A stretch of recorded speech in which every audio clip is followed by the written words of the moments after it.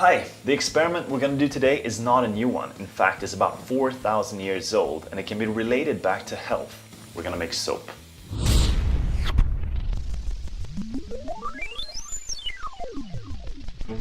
Before we start the experiment, let's look at what we need.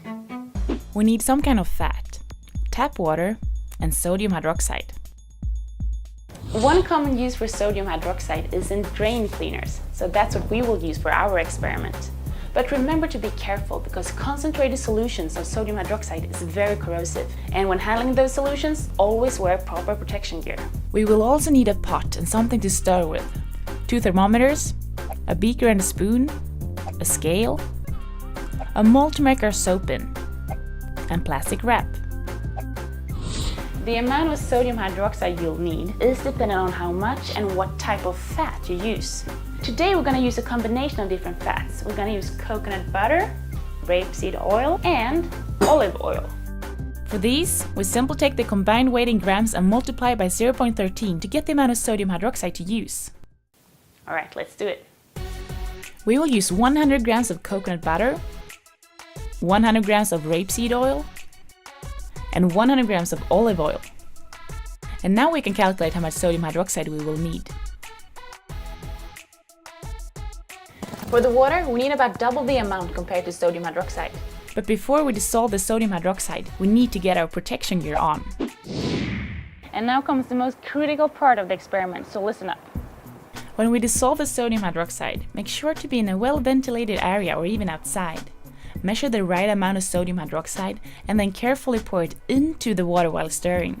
It's very important that we dissolve the sodium hydroxide in the water and not the other way around.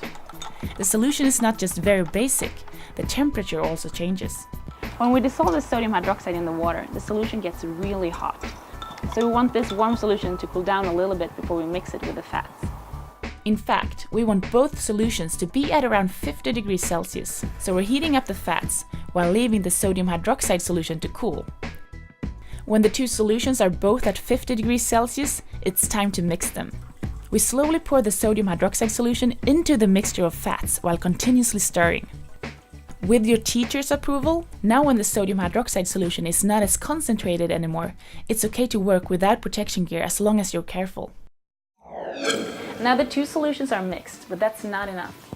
Now we gotta keep on stirring for about 15 to 60 minutes until we see a trace when we stir. So I suggest you guys take turns doing this. While you wait for your mixture to get ready, you can prepare your soap mold. A good idea is to use a large mold and then line the bottom with plastic wrap.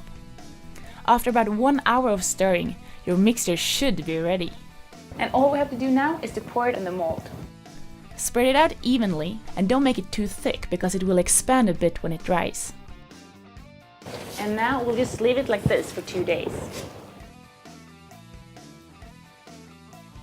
After 2 days, take the block of soap out of the mold and slice it into smaller pieces, and then let these pieces dry for about 4 to 5 weeks.